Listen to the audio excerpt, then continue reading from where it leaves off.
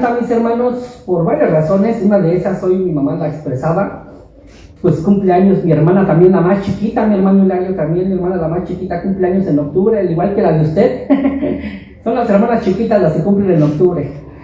Pero también me gusta octubre porque me gusta siempre recordar en este mes la reforma protestante, lo que sucedió el 31 de octubre de 1517. Por eso a veces, como decía nuestro hermano Kevin hoy en la oración, y creo que no debemos ignorar las maquinaciones del enemigo, que con festividades y con celebraciones e ideas intenta ir en contra de la verdad de Dios, que es nuestro Señor Jesucristo, el cual es vida. Pero por el otro lado, mis hermanos, tampoco creo que no debemos ignorar las grandes verdades de las cuales somos herederos y de las cuales en cierto momento Dios ha usado a hombres para que vuelvan al Evangelio, para que retornen a las verdades del Evangelio y las proclamen. Y fue lo que sucedió el 31 de octubre de 1517, creo que esta semana es 31 o la próxima semana. Estamos a 26, no sé hacer cuentas, pero estamos acercándonos al 31 de octubre. Y ese día aprovechó precisamente Martín Lutero, mis hermanos, porque sabía que mucha gente se congregaría por la celebración del Día de los Muertos. Era una celebración que la Iglesia Católica Romana ya celebraba, así que Lutero dijo, pues es un buen momento para clavar en la puerta de la catedral, así como hoy ponemos en el muro de nuestro Facebook ciertos anuncios o cosas que los demás ven. En la antigüedad eran las puertas de las iglesias donde se ponían los anuncios importantes. Pues Lutero aprovechó esta festividad, dijo, mucha gente va a venir, se va a reunir, así que cuando vayan a entrar a la iglesia van a ver allí las 95 tesis, que son 95 ideas, propuestas, que Lutero en cierta forma decía, esto enseña la Biblia, esto está enseñando Roma, ¿a quién le vamos a hacer caso? Y pues también parte de ese redescubrir, ese volver a las doctrinas del Evangelio, mis hermanos, tenemos las doctrinas que conocemos como las doctrinas de la gracia, que hemos estado estudiando. Hoy es creo que tercer domingo que estudiamos las doctrinas de la gracia. Las vimos primero en una manera panorámica todas, que son 5. Después, hace 8 días, veíamos la depravación total. Hoy vamos a considerar la segunda doctrina. A través de la luz y la exposición de la palabra de nuestro Dios, vamos a tratar de entender, y si no las entendemos, mis hermanos, tratar o estar convencidos de que la Biblia enseña esta doctrina llamada la elección incondicional. Hace 8 días me hice un poquito ahí bolas al decir las 5 doctrinas, por la razón, mis hermanos, de que se les conoce por diferente nombre. Hoy te voy a dar los nombres y también la variante con la que se les conoce. Así que la primera doctrina que ya hemos visto es la depravación total del hombre. Ya la vimos hace 8 días. También a esta doctrina se le conoce como la corrupción radical. Así que depravación total o corrupción radical, estamos hablando de la misma doctrina. La segunda doctrina es elección incondicional, también conocida como elección soberana. Elección soberana. La tercera doctrina la conocemos como expiación limitada, que también es conocida como sacrificio eficaz o redención particular. La cuarta doctrina la conocemos como gracia irresistible o llamamiento eficaz. Y la quinta se conoce como la perseverancia de los santos, y esa la dejamos igual, perseverancia de los santos, o algunos dicen preservación de los santos. Y es que, mis hermanos, estas doctrinas fueron acomodadas, estructuradas, no inventadas, acomodadas al volver al Evangelio, a la Escritura, a la Biblia, a lo que enseñó nuestro Señor Jesucristo y los apóstoles y los primeros cristianos. Fueron estructuradas de una manera que la gente las pudiera recordar fácilmente. Y lo hicieron con un acróstico conocido como el tulip, así se conoce, el tulip, que es en inglés, en español sería tulipán, tulipán, es una flor, ¿no? Tulipán. Lo hicieron con el acróstico tulip, y si tú sigues este acróstico en inglés, allí están las 5 doctrinas, tulip, la T de total, no sé inglés, así que se pueden burlar si no lo pronuncio bien. A los que sepan, corríjanme. La primera con la T de tulip, de ahí sale la primera doctrina, que es total depravación. No sé cómo aquí la tengo igual en español y en inglés, no sé si suena igual en inglés, pero la T de total depravación. Después tenemos la U, ahí tenemos un conditional election, no sé si así se pronuncie, pero está en inglés. Y ahí la U de un conditional election. Disculpen, sé que estoy haciendo el ridículo, pero para que veamos ahí cómo está el asunto del tulip, que es nuestra doctrina en español, elección incondicional. Después tenemos la tercera doctrina, que sigue la L, con la L es limited atonement, algo así, atonement, que sería expiación limitada. Después la I de tulip, y sería irresistible grace, que sería gracia irresistible. Y la última, que es perseverancia de los santos, la P, para formar tulip, que es perseverance of the saints, algo así, que es perseverancia de los santos. Y ahí tenemos el tulip, el famoso tulip. Bueno, que hoy nos toca, mis hermanos, estudiar y profundizarnos un poquito en la doctrina conocida como la elección incondicional. Elección incondicional. Y quiero comenzar con Efesios capítulo 1, así que te invito a que vayamos al libro de los Efesios. Efesios capítulo 1, del versículo 1 al 5. Con trabajos hablo mi español, mis hermanos, me meto otro idioma, ya no hablaría. O a lo mejor aprendería mejor el español, ¿no? Siempre nos decía el maestro de griego y hebreo.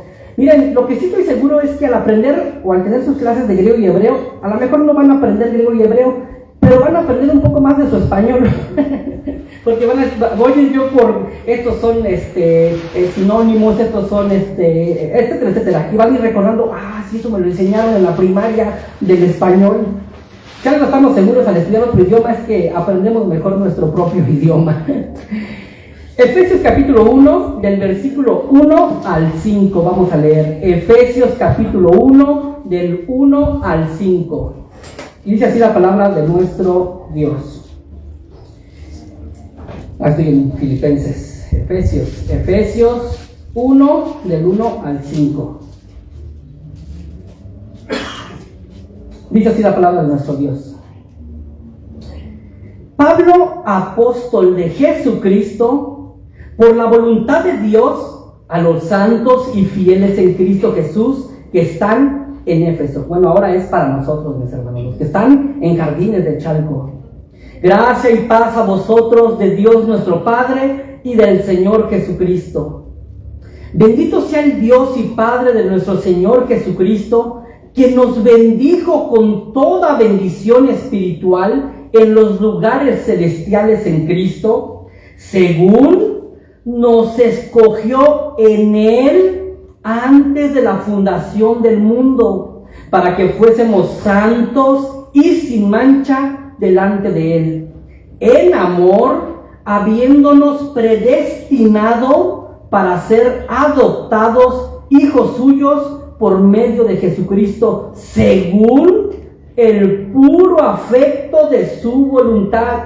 Noten dónde estoy haciendo énfasis, según el puro afecto de su voluntad. En el versículo 4 también hice un énfasis y dije, según nos escogió en él. Versículo 5, la última parte, según el puro afecto de su voluntad, para alabanza de la gloria de su gracia, con la cual nos hizo aceptos en el amado, en quien tenemos redención por su sangre, el perdón de pecados, según las riquezas de su gracia, que hizo sobreabundar para con nosotros en toda sabiduría e inteligencia, dándonos a conocer el misterio de su voluntad según su beneplácito, el cual se había propuesto en sí mismo de reunir todas las cosas en Cristo en la dispensación del cumplimiento de los tiempos, así las que están en los cielos como las que están en la tierra. En él, asimismo tuvimos herencia, habiendo sido predestinados conforme al propósito del que hace todas las cosas según el designio de su voluntad, a fin de que seamos para alabanza de su gloria nosotros, los que primeramente esperábamos en Cristo. En él también vosotros, habiendo oído la palabra de verdad, el evangelio de vuestra salvación, y habiendo creído en él, fuisteis sellados con el Espíritu Santo de la promesa, que es las arras de nuestra herencia, hasta la redención de la posesión adquirida para alabanza de su gloria. Les dije hasta el 5, pero me leí hasta el 14. Ok. Un segundo título, como subtítulo, podríamos ponerle a este mensaje. Y una vez más, mis hermanos, me estoy basando muchísimo en los sermones predicados por el pastor Zúger Mitchell. De hecho, tú puedes entrar allá a YouTube, poner predicaciones de Zúger Mitchell, doctrinas de la gracia, y ahí están enumeradas. Me estoy basando mucho en las predicaciones, en los sermones expuestos por el pastor Zúger Mitchell, porque a él le entiendo mucho. Por esa sencilla razón, a él lo entiendo. Así que otro subtítulo que podríamos darle a este mensaje es: ¿quién elige a quién? ¿Quién elige a quién? ¿Somos acaso nosotros los que elegimos a Dios, a Cristo? ¿O es Dios quien nos elige a nosotros? ¿Quién elige a quién? Déjenme comenzar diciendo, mis hermanos, una verdad que tú debes de saber. Las personas a las que Dios ama son un libro abierto delante de Él. Es decir, a las personas que Dios ama, Él las conoce en su totalidad. Él sabe todo de nosotros. No hay nada que para Él esté oculto. Y aún así, Él nos ama. Aún así, Él nos ama. Y lo que es todavía más impresionante e incomprensible, mis hermanos, es que estas personas a las que Dios ama, como libros abiertos, siempre han sido amadas por Dios desde antes de la fundación del mundo. O sea, Dios las ha amado siempre.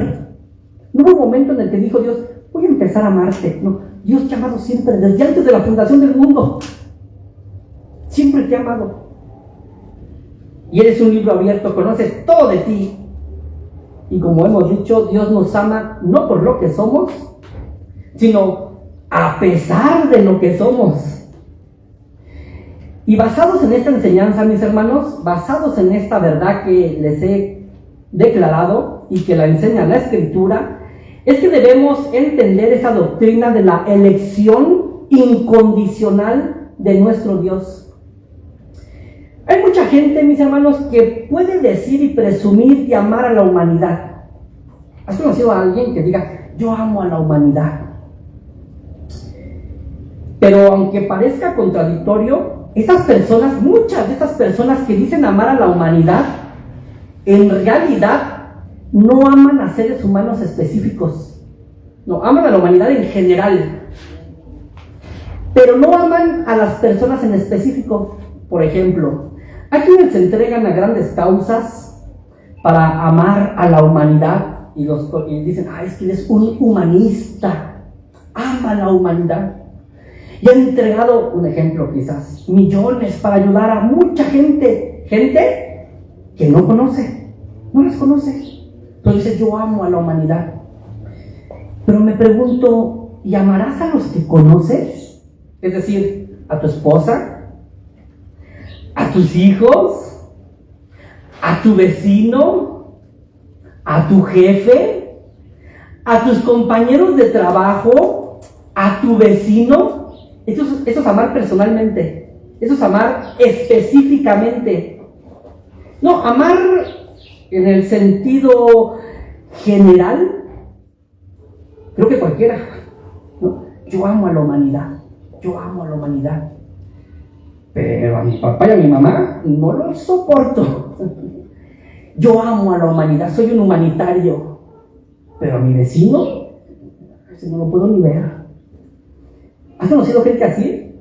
Que puede presumir de ser humanista y amar a la humanidad, pero no ama a la gente en específico. Pregunta, ¿cómo es el amor de Dios?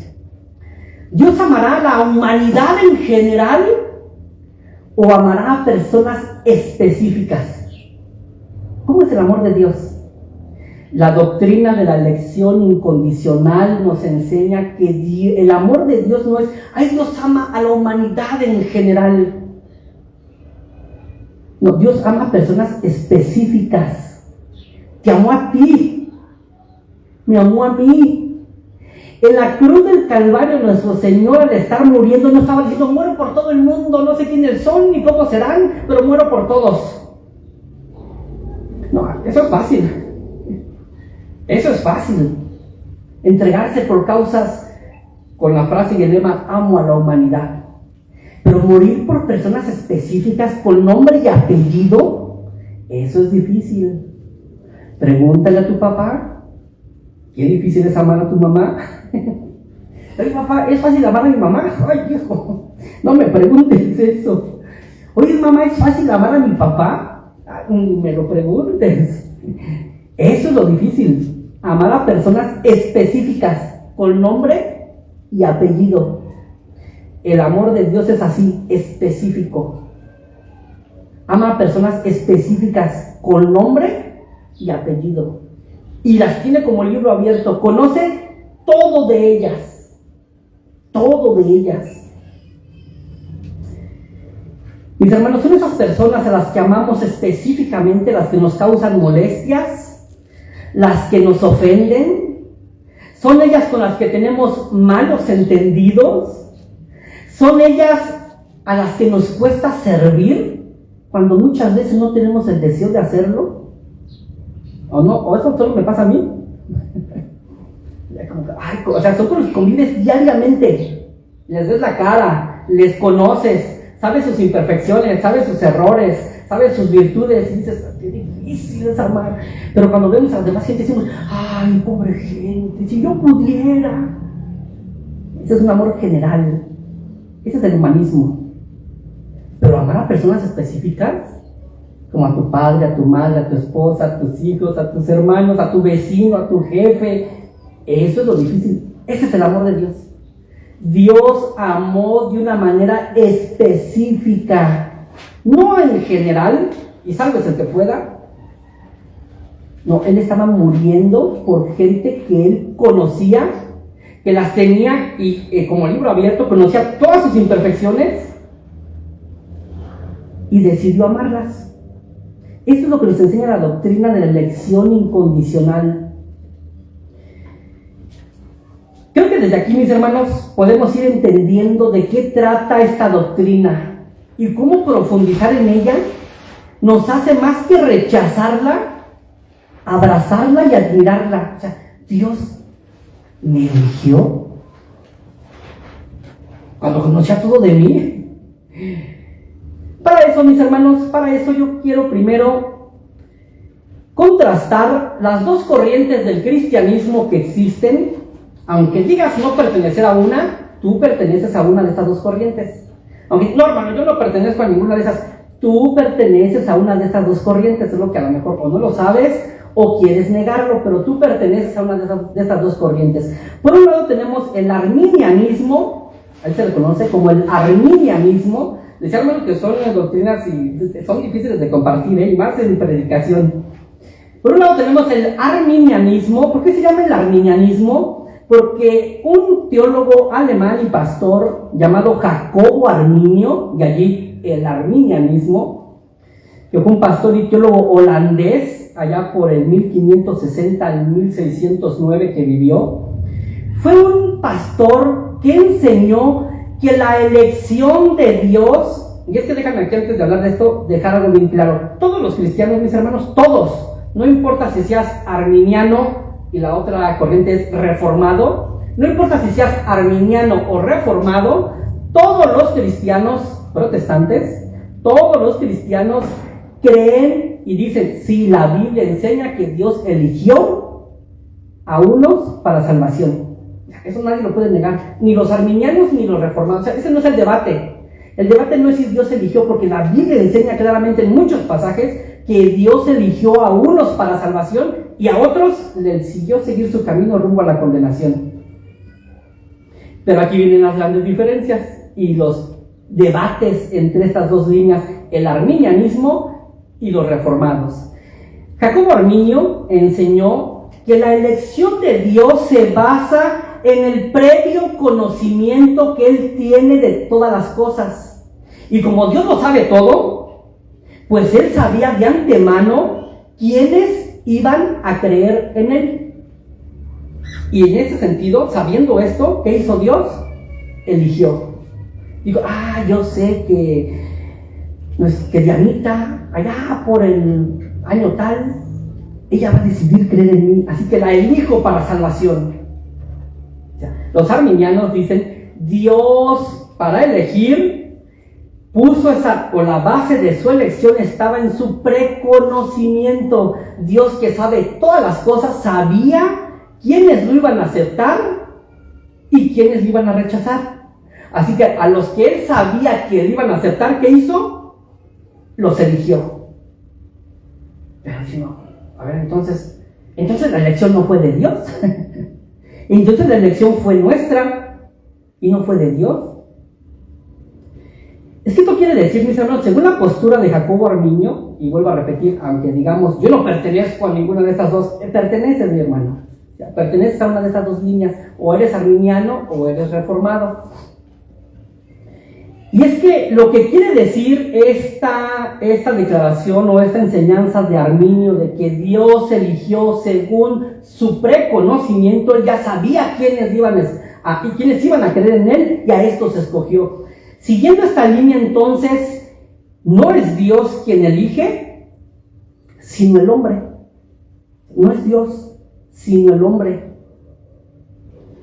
Y también esto implica que Cristo murió en la cruz del Calvario para hacer posible la salvación de cualquiera, pero sin asegurar la salvación de alguno. No sé si me doy a entender. O sea, si Cristo murió en la cruz, entonces murió por todos. Y salves el que pueda. Yo ya hice lo que tuve que hacer. Arrojó el paracaídas, arrojó el lazo y dijo, yo ya hice lo mío, haz lo tuyo, hijo mío, ya está en ti. Pero cuando venimos a la Biblia, mi hermano, no encontramos eso. No encontramos eso.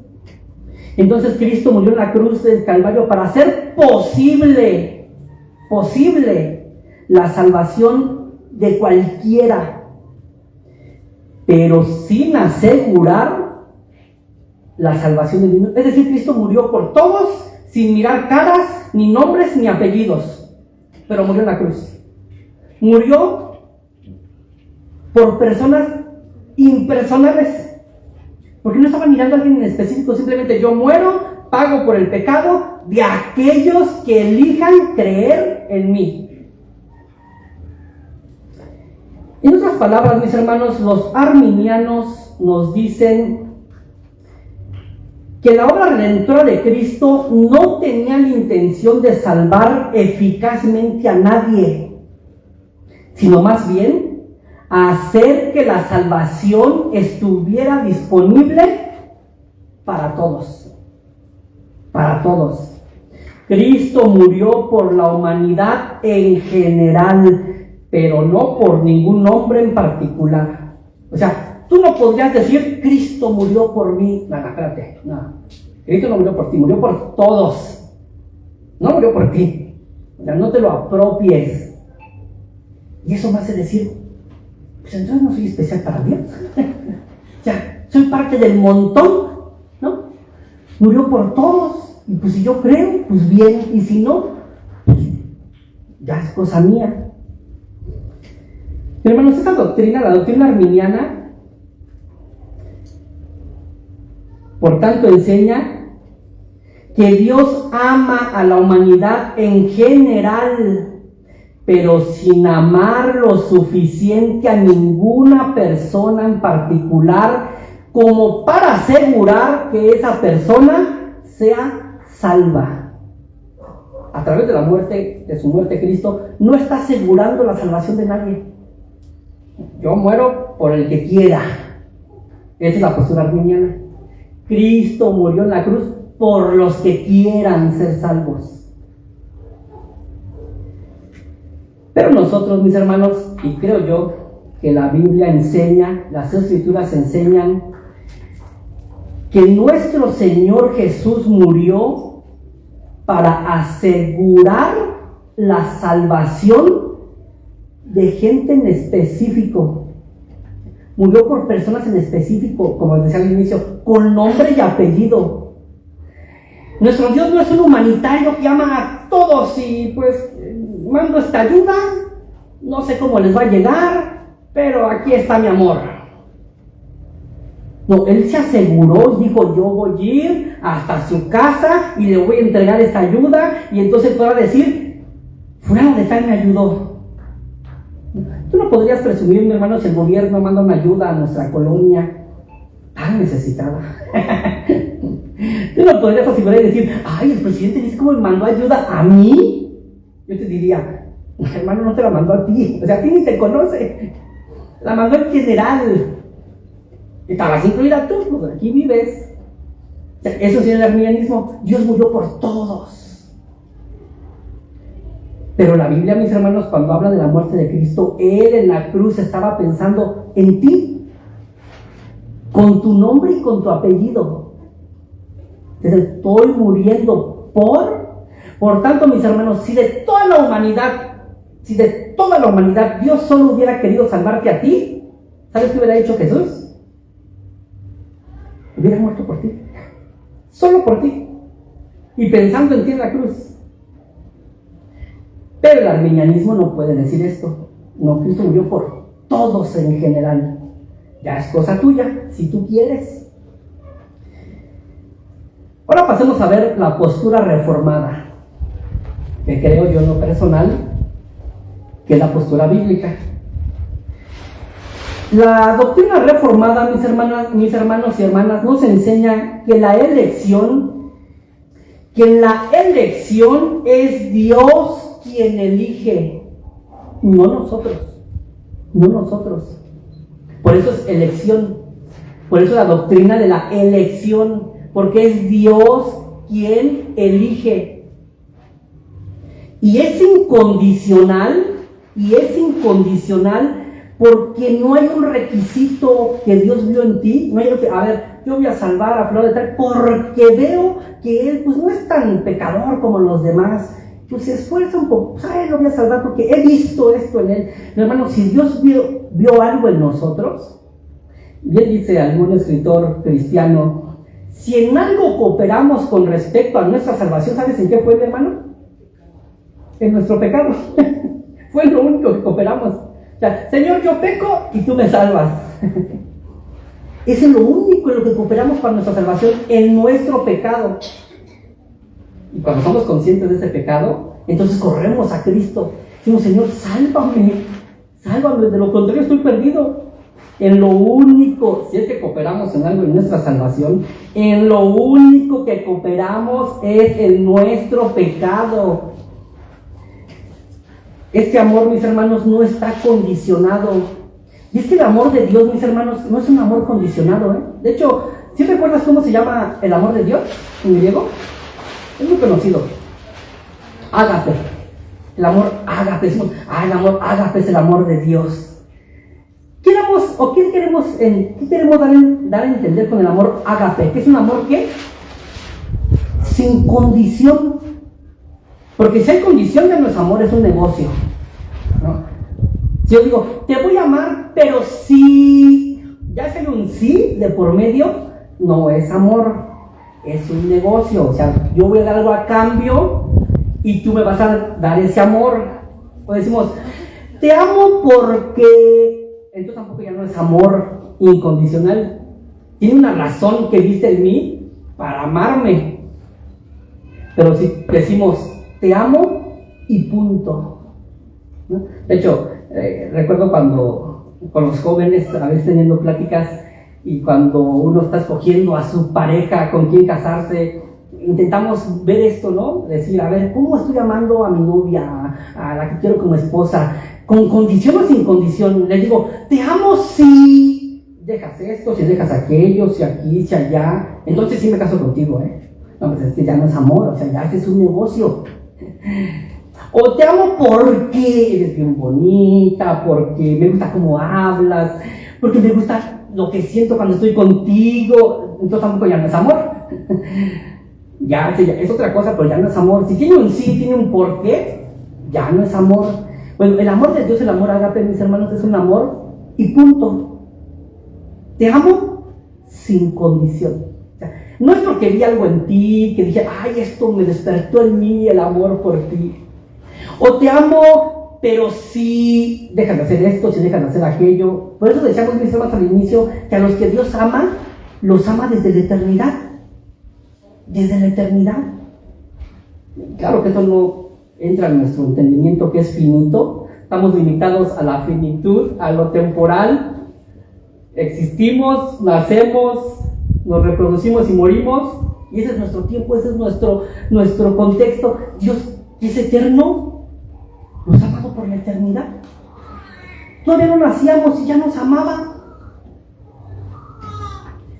El amor de Dios es sin condición y por tanto su elección es sin condición. Nos eligió de una manera incondicional. Y eso es lo que estábamos leyendo en Efesios. ¿Recuerdas que hice énfasis y estaba como haciendo la voz más fuerte cuando leía ciertos pasajes, ciertas frases? Las vuelvo a leer.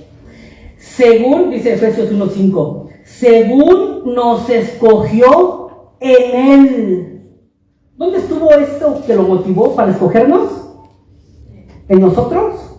¿No? En Él. Según nos escogió, en Él. Versículo 5. En amor, habiéndonos predestinado para ser adoptados hijos suyos por medio de Jesucristo, según el puro afecto de su voluntad. ¿Cómo nos escogió Dios? ¿Según qué?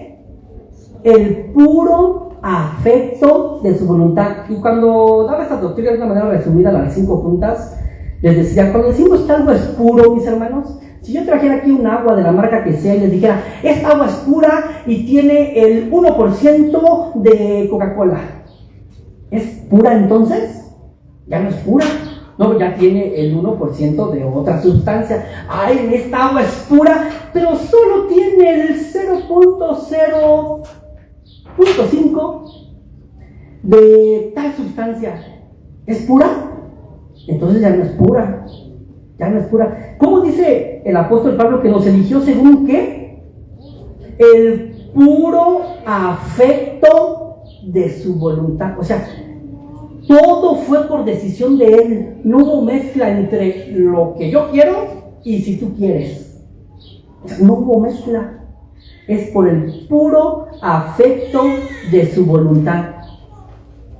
Algo que es puro, mis hermanos, no está mezclado con nada. Y cuando Dios nos eligió, la elección de Dios hacia los que Él iba a salvar, no hubo nada que lo motivara para decir, voy a salvar a fulano de tal porque, o si hace esto. Nos eligió y punto. Porque así le agradó, porque así lo quiso. En otras palabras, mis hermanos, la razón por la que Dios nos escogió no fue porque Él vio de antemano que habríamos de creer en Él. Más bien, nosotros llegamos a creer en Él. ¿Sabes por qué? Porque Él nos eligió. ¿Es como es al revés la fórmula? No es que Dios nos eligió porque vio que íbamos a creer en Él. No, Él nos eligió y por eso en algún momento de nuestras vidas creímos en Él. Cuando no creíamos en Él, le odiábamos, le aborrecíamos, no queríamos saber nada de los cristianos, son hipócritas y gente loca y gente que no entiende. Y de repente dijimos, oye, ¿cómo es que ya creo? Fuiste elegido por Dios.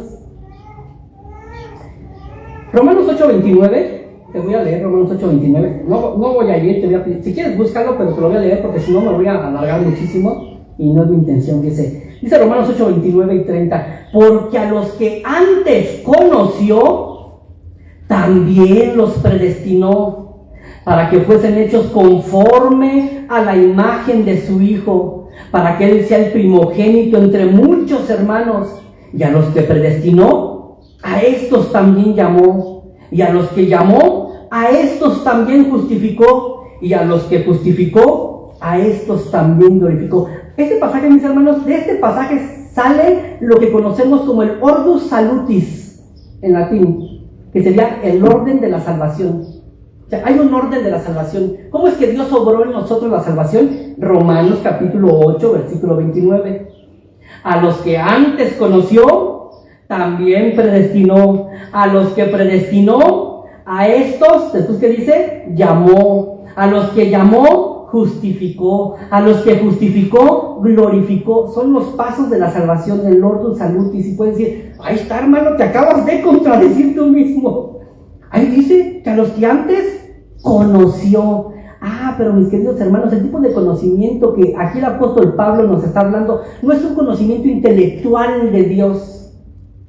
Pregunta, ¿Dios sabe todas las cosas porque Él lo conoce todo o porque Él lo ordena todo?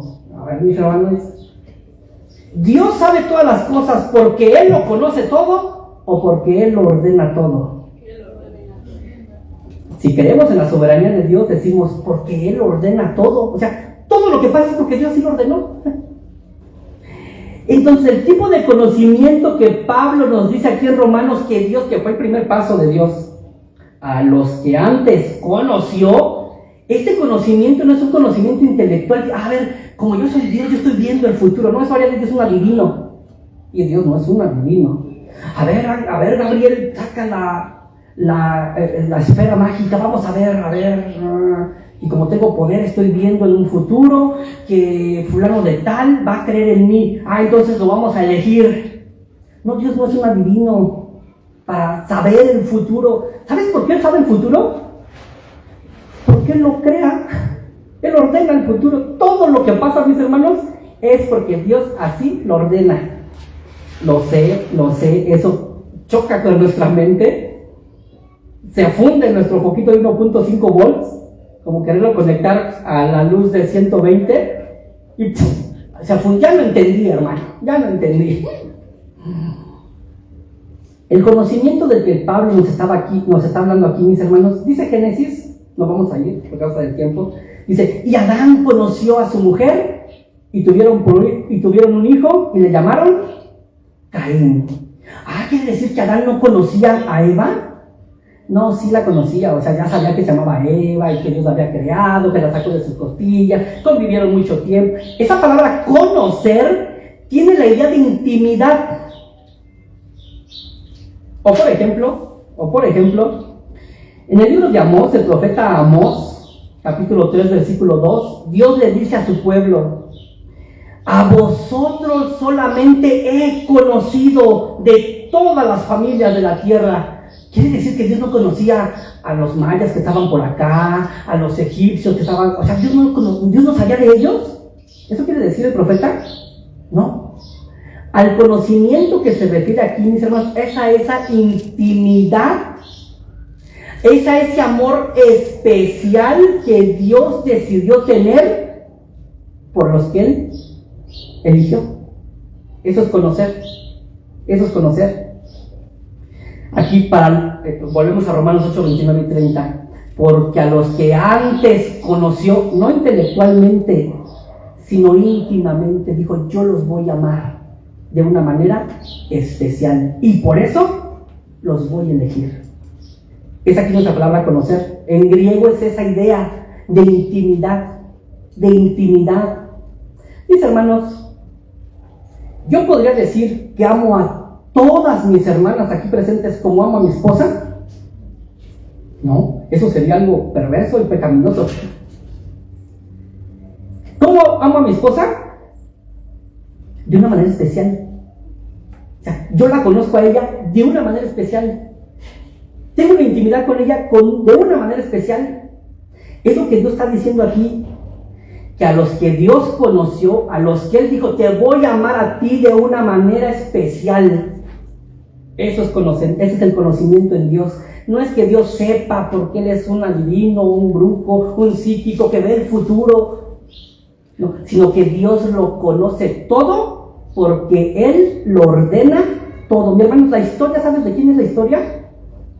Es la historia de Dios. Sí, cada quien la interpreta a su manera. Bien me decía un amigo, decía, la historia es según quien la interprete. Y así es, mis hermanos. Sale un gobierno, interpretó la historia de México de una manera, llega otro gobierno y dice, no, espérate. La historia en realidad es así. Y nos presenta otro lado de la historia y decimos, caramba, es totalmente lo contrario. La historia es según quien la interprete. Pero al final, mis hermanos, ¿sabes quién es el que está ordenando toda la historia? Todo. Las guerras, la paz, el hambre, todo. ¿Sabes quién lo ordena? Es Dios. Una vez más, lo sé. Siempre por ese querer tener aquí la lucha entre la otra vez me confundí, mi esposa me corrigió llegando a casa. Yo les decía, queremos tener aquí ¿cómo dije yo? El Bing y el Bang, y no era el Bing y el Bang, esa es una teoría evolucionista.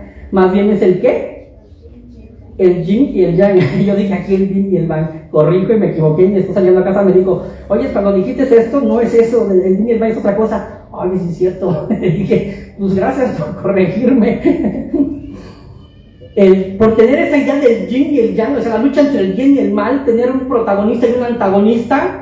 Dios y el diablo queremos, pues la guerra, el hambre, la enfermedad. ¿A quién se la atribuimos? Al diablo. Es el diablo, hermano, el diablo. La bondad, el amor, todas las cosas buenas, pues es Dios. Ay, hermanos, entonces Dios qué débil es. Porque pues cada vez hay más maldad. Si así fuera, pues nuestro Dios, pues pobre de nuestro Dios. Cada vez más maldad, cada vez más hambre, más terremotos, más... Aún eso lo controla Dios. Dios lo controla, como decía Lutero, aún el diablo es el diablo de Dios, porque no hace sino lo que Dios le permite y le ordena. ¿Recuerdas cuando Job? Poco así es muy injusto, déjame ir O sea, hubo en realidad esa lucha, esa guerra en que yo lo voy a hacer sufrir a Job y ahorita vas a ver, Dios. ¿Hubo eso? No hubo esa lucha entre el bien y el mal. No la hay. Dios lo gobierna todo, lo controla todo. Dios le dijo, ve y hazlo. O sea, le ordenó, ve y hazlo. Nada más no lo toques a él. Ve y hazlo. Es el primer paso que te doy permiso de hacer. Ve y hazlo, quítale todo lo que tiene. Y Dios, gracias, Señor. Y ahí va Satanás. Digo, va a blasfemar. Y después regresó, no, pero pues es que no lo tocaste a él. Satanás no podía hacer absolutamente nada, mis hermanos, nada. Y tuvo que regresar con la cola entre las patas para decirle, pero si lo tocas a él, maldice en tu cara. Y le dijo Dios, ve y hazlo. Ya, le ordenó. ¿Quién lo ordena todo? Es Dios. Y tiene a sus sirvientes, incluido Satanás. Ve y hazlo. Esa lucha, esa guerra entre el bien y el mal, es que el diablo, hermano, ¿qué te preocupas? Dios reina, Él gobierna. Cuando nuestro Señor Jesucristo vino a la tierra, mis hermanos, dice la Escritura, y no voy a ampliarme en el tema, dice la Escritura que Él vino y ató al hombre fuerte. Sí, yo sé que muchas iglesias lo siguen haciendo por no entender el pasaje. Hay que atar al hombre fuerte, hermano. Oye, hermano, pero pues si ya Cristo lo ató. El hombre fuerte, el ladrón, era el diablo y lo ató. No Apocalipsis, ya en Apocalipsis Juan ve la visión más clara y ve claramente cómo Satanás ya está atado. O sea, es decir, no puede hacer lo que Él quiera. Tiene límites. Si Dios le dice, ve y hazlo. O sea, si Dios no se lo ordena, Él no lo puede hacer. Él no lo puede hacer. La doctrina de la elección incondicional, mis hermanos, nos habla que Dios nos eligió no porque conocía de una manera intelectual que nosotros creeríamos en Él, sino que Él decidió, por el puro afecto de su voluntad, amarnos de una manera especial. ¿Y es que Dios ama a todos los seres humanos? Sí. Porque Él es bueno. Ese es el amor benevolente de Dios. ¿Dios ama a todos? Sí, porque Él es bueno. No puede haber otra cosa en Dios, sino amor. Dios es, no tiene. Dios es amor. Y ama a todos porque Él es bueno. Y hace salir su sol sobre justos e injustos, sobre los elegidos y los no elegidos. Pero ama a sus hijos, a los que Él eligió. Que aquí Pablo lo dice con la palabra conoció. Ama a sus hijos de una manera especial. Si a ellos los amo porque soy bueno, pero a estos los amo porque los he elegido y porque Cristo, mi hijo, murió por ellos. Y mis hermanos, fuimos elegidos, como dice el apóstol Pedro.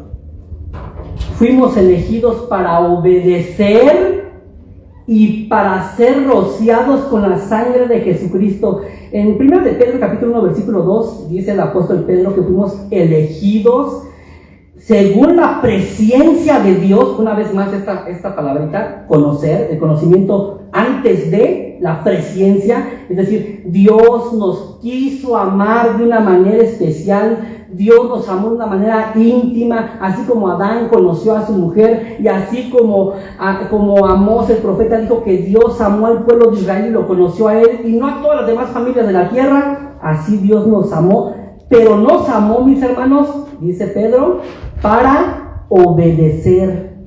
¿Ves, mis hermanos, que no nos amó porque obedecimos? No, ¿la obediencia está antes o después? Ay, Dios me amó porque yo obedecí, hermano, el llamado del Señor. No esos hijos desobedientes que no quieren. Yo obedecí, hermano. Mi hermano, si tú obedeciste, es porque fuiste elegido.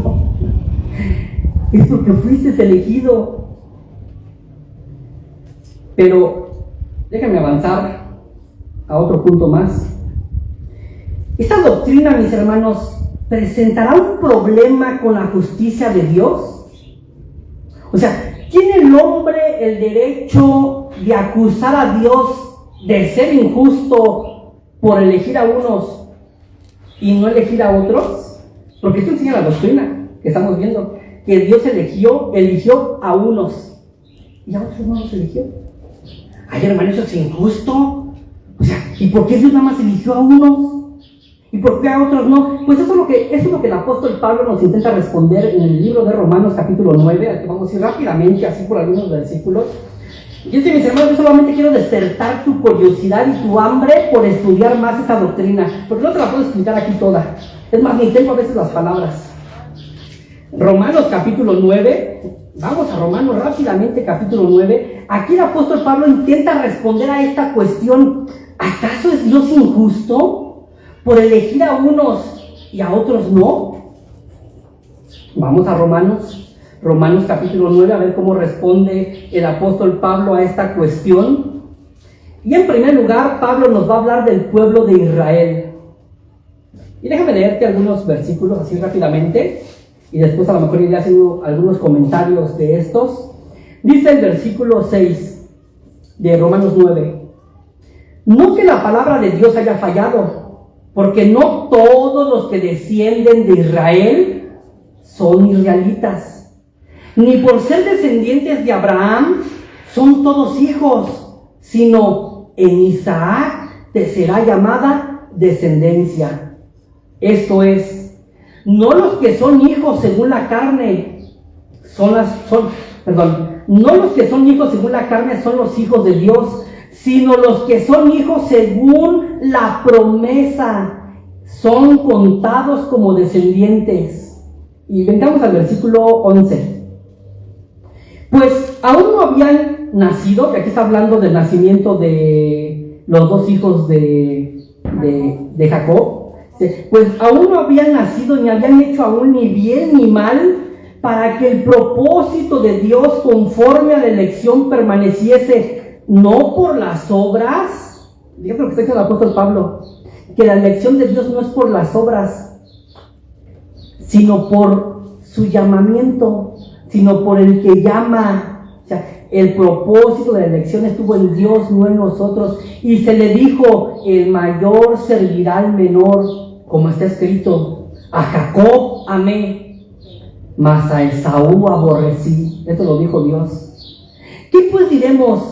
¿Hay injusticia en Dios? ¿Y qué responde el apóstol Pablo? En ninguna manera. Tengamos un poquito allí. Aquí el apóstol Pablo está respondiendo, mis hermanos, alguna objeción que ciertos judíos tenían acerca de, a ver, si Dios eligió entonces a algunos para salvación, se supone que estos a los que eligió, como dice Pablo en Romanos, leíamos en Romanos 8, a los que conoció, a estos llamó, a los que llamó, a estos predestinó, a los que predestinó, a estos glorificó. Ahí está el orden de salvación, que a lo mejor no lo dije en orden, pero ahí está. Es decir, a los mismos que él conoció, si Dios conoció a 100, a esos 100, ¿qué hizo? Los eligió. No a 99, no a 98, no, a esos 100.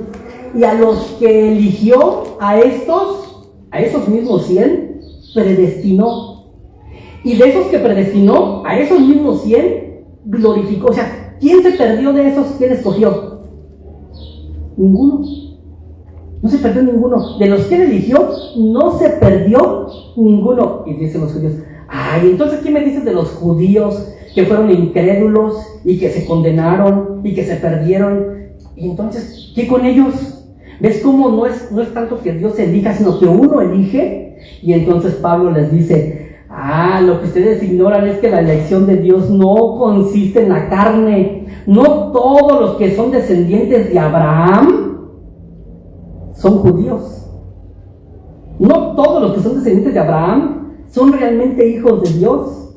Solamente son aquellos que son hijos de la promesa, es decir, los hijos de fe.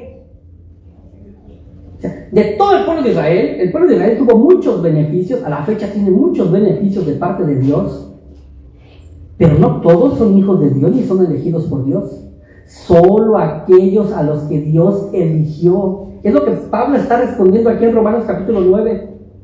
Y después dice, ¿acaso no han leído cuando dice la escritura que cuando nació Jacob y Esaú, ¿a quién amó Dios? La misma expresión de conocer. ¿A quién amó Dios? Pues a los dos, hermano, porque pues los dos eran del pueblo de Israel, ¿no? A Jacob y Esaú. ¿No dice que Dios amó a quién? A Jacob. Y aborreció a Esaú. O sea, dijo, va a ser Jacob mi elegido. Y Esaú quedó fuera. Y los dos eran del pueblo de Israel.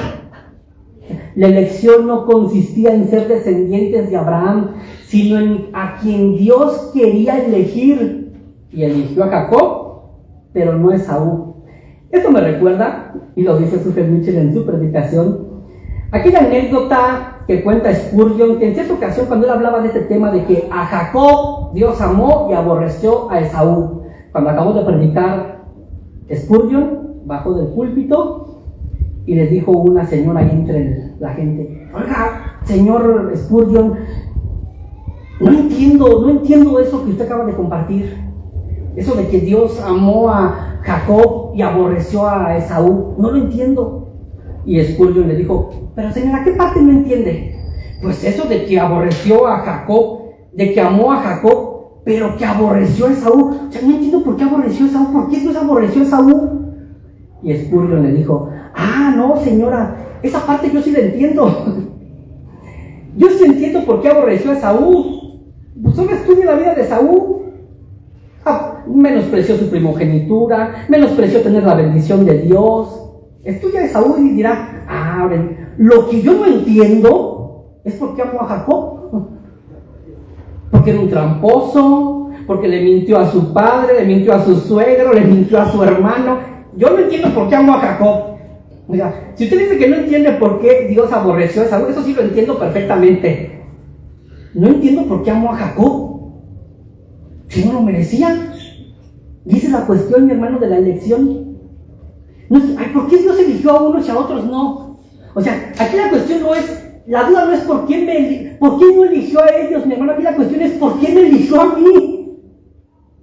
¿Por qué me escogió a mí si yo era igual o peor? ¿Por qué me escogió a mí? Y Dios nos responde, por el puro afecto de mi voluntad, porque se me antojó. Se me antojó. ¿Y quién eres tú para cuestionarme? Hermanos, ¿podremos cuestionar a Dios por esto? De hecho, Pablo sigue diciendo abajo, ¿acaso alguna vez han visto que cuando el alfarero hace dos barros, hace de la misma masa, hace dos vasos, uno de honra, ¿y qué? Y otro de deshonra? Y aquí la idea, mis hermanos, que nuestra Reina Valera es bien educada y por eso nos encanta la Reina Valera. Pero aquí es, Dios hizo a unos vasos para que estuvieran en las mesas, en los banquetes, y otros para que estuvieran para hacer las necesidades del ser humano, para hacer basilicas. Y dice el apóstol Pablo, ¿acaso alguna vez han visto que el vaso de deshonra le dice a su hacedor, ¿por qué me has hecho vaso de deshonra? ¿Alguna vez un vaso se le ha puesto así a su creador? Nadie. Y dice el apóstol Pablo, ¿y quién te crees tú, hombre, para cuestionar a Dios y decirle, ¿por qué a unos elegiste y por qué a otros no? ¿Quién te crees tú? ¿Tienes derecho de cuestionar a Dios? Ninguno. ¿Quién te crees tú para cuestionar a Él? Este es el argumento de Pablo, y es un argumento bien fuerte. O sea, Pablo no era arminiano, no, y se estaba echando encima a todos, Pablo. O sea, ¿quién te crees tú para decir, a ver Dios, ¿y por qué no le quites a ellos? Eso es injusto, Señor. Mis hermanos, después el apóstol Pablo pone como ejemplo a Faraón. Si seguimos leyendo, llévatelo de tarea a tu casa, si esta doctrina te está ahí removiendo los pensamientos. Después el apóstol Pablo pone como ejemplo a Faraón, que Dios lo rechazó y endureció su corazón. Dios puede hacer de su creación lo que Él quiera. Pues Él es el creador. Mi hermano padre, mi hermana madre, mamá, papá, fíjate cómo a veces somos muy contradictorios. Cuando un hijo nuestro nos cuestiona por algo que haces, sea bueno o malo, ¿cómo te sientes? Ofendido, ¿no? ¿Y quién te crees tú para decirme a mí lo que yo soy tu padre, yo soy tu madre? Y si te lo ordeno, lo haces y punto. No necesito darte explicaciones. Claro, hoy en día el humanismo pues es más así como, no, sean amigos de sus hijos. Ya después se suben, hermano. Y ya para que los bajes, no, yo soy tu padre, no soy tu padre. Antes de ser, puedo ser tu amigo, pero antes soy tu padre. Y aquí se hace así. ¿Pero por qué? Porque quiero. Porque quiero. Son mis reglas. Es mi casa. Eres mi hijo.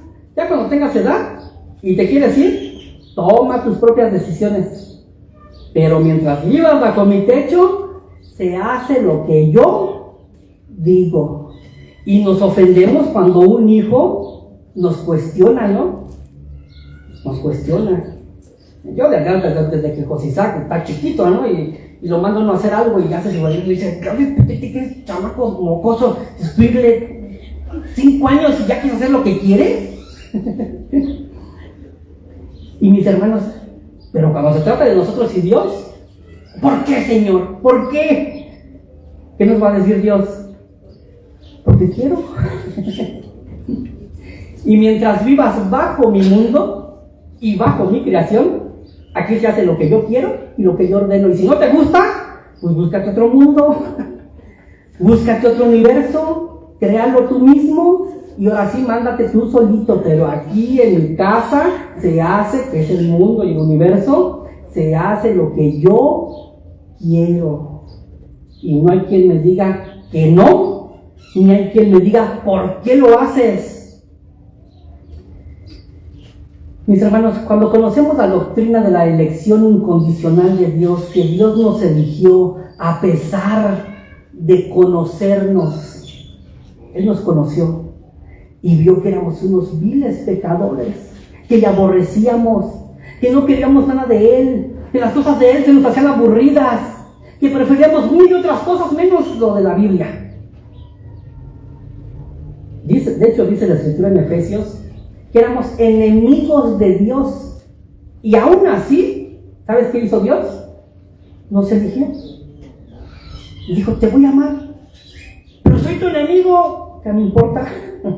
Yo te voy a amar y te voy a transformar y te voy a cambiar y no te voy a preguntar si quieres, porque mis hermanos, si Dios nos preguntara si quisiéramos, ¿te acuerdas el pasaje? De hecho, por aquí lo tenía en mis notas, pero ya se me perdió, que no es del que quiere ni del que corre, sino del que Dios tiene misericordia. ¿Por qué no es del que quiere, mis hermanos?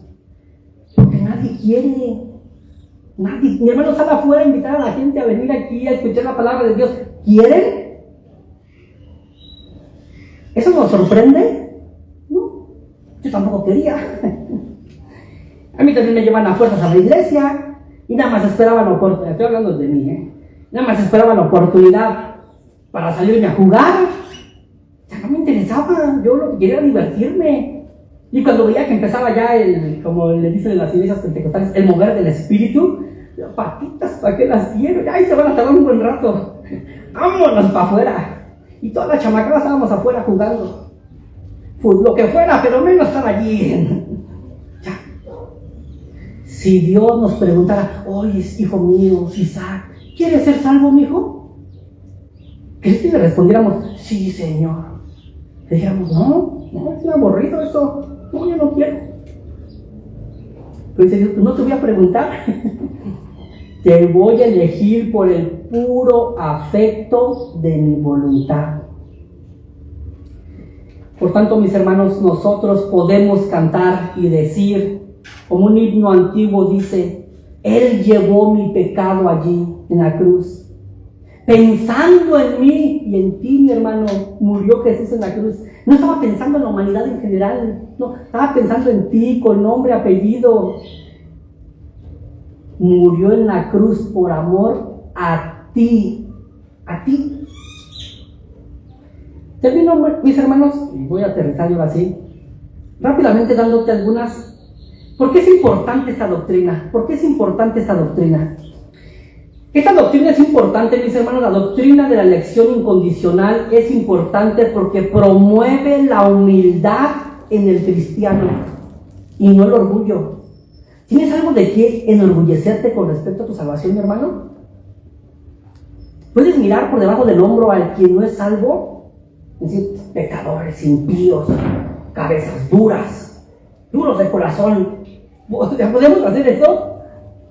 ¿No? Esta doctrina, mis hermanos, promueve la humildad en el cristiano y decir, pues si Dios me eligió a mí, por su pura gracia, Señor, ten misericordia de Él también. Ten misericordia de Él también, Señor. Que tu misericordia, que tu evangelio, Señor, esté en su corazón. Señor, sálvale.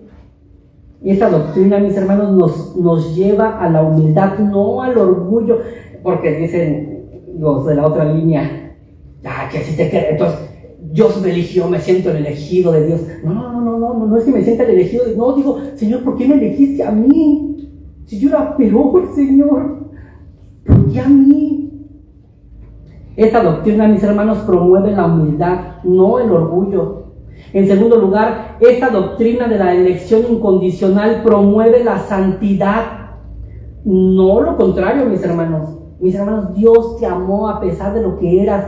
¿No crees tú decirle al Señor, oye, sé que nunca podré pagar mi salvación porque tú ya la pagaste, pero quiero vivir para ti?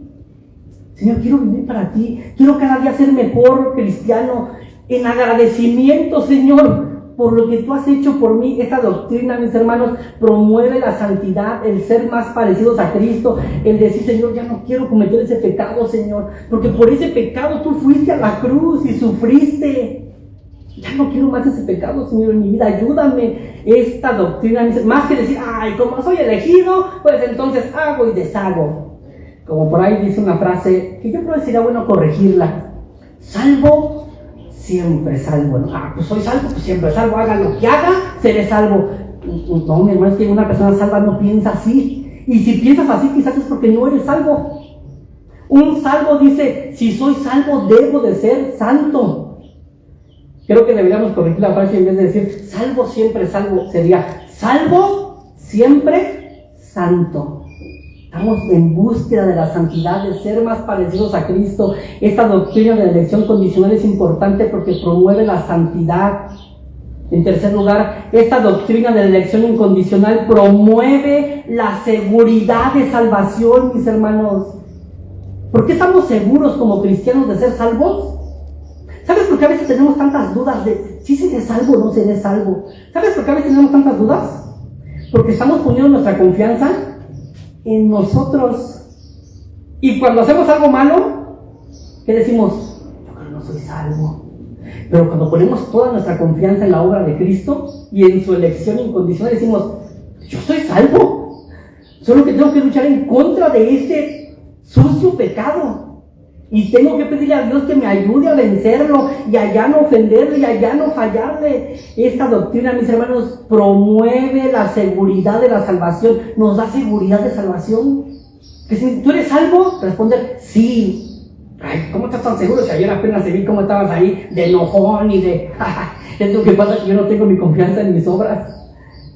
Sí estoy en un proceso y sí soy muy enojón y debo de cambiar y que Dios me ayude, pero mi seguridad de mi salvación está en la elección de Dios y en lo que Él ha hecho por mí, no en lo que yo hago. Si así fuera, estaría perdido. En cuarto lugar, mis hermanos, esta doctrina bíblica de la elección incondicional promueve la gloria de Dios únicamente para Él y nada para el hombre. Como nuestras 5 solas, ¿recuerdas? Sola Escritura, sola gracia, solo fe, solo Cristo, solo a Dios la gloria. Toda la gloria se la merece Él. No hay nada de gloria para mí. No podré pararme delante de Él y decir, bueno, Señor, me salvaste, pero si yo estoy aquí es porque yo creí en ti. O sea, yo puse mi parte, Yo puse mi parte, puse mi semillita, mi granito, gracias a Dios. Tú no quisiste más que tu pecado. Esta doctrina, mis hermanos, promueve la gloria únicamente para Dios y nada para el hombre. Por eso esta doctrina humilla al hombre y por eso choca con nuestra manera de pensar, porque no nos deja ni una pizca de gloria. Y en quinto lugar y último, esta doctrina de la elección incondicional es un gran consuelo para el creyente en medio de la aflicción. Sí, estoy sufriendo, estoy padeciendo, estoy en escasez, pero este mundo no es mi destino final. No es mi destino final. Voy rumbo a la gloria. Y ciertamente nuestro Señor prometió que en el mundo, dijo que en el mundo tendríamos aflicción. Pero ¿qué me importa? Tengo mi salvación. Tengo lo mejor que pueda tener. Y si cierro los ojos aquí, los abro en la eternidad. Y mi hermano, si tú estás aquí hoy y surgió cierta duda al explicar en mi torpeza esta doctrina, yo pido a Dios, mis hermanos, que el Espíritu Santo de Dios te ilumine, te ayude en el estudio de la palabra de Dios. Y una cosa es cierta, mi querido hermano, no pongas como pretexto, pues mejor ni busco a Dios. ¿Y qué tal y no soy elegido? No es un pretexto, mi hermano. Si tú escuchas la voz de Dios hoy, que te dice, mira a Cristo, cree en Él, solo Él te puede salvar, no endurezcas tu corazón. Porque si estás escuchando la voz de Dios, mi hermano, y tienes el deseo de acercarte a Él, ¿qué crees? Tú eres elegido, tú eres elegido. Pero si, mi hermano, si no tienes el deseo, dices, a mí no me interesan estos temas, pero en cierta forma hay cierto temor en ti, dices, ¿y qué tal y si es cierto? Pídele a Dios, que rompa tu duro corazón y que te dé un nuevo corazón. Y es que, mis hermanos, en la entrada de la salvación hay un letrero que dice: venid a mí todos los que estáis trabajados y cargados, que yo les daré descanso, yo les daré salvación. No te preguntes, pero ¿seré elegido? Mi hermano, si ves ese letrero, si escuchas esa voz, entra por ese camino. Y cuando voltees hacia atrás, ¿qué crees que va a decir atrás del otro lado? Tú fuiste elegido desde antes de la fundación del mundo. Vayamos a Dios en oración.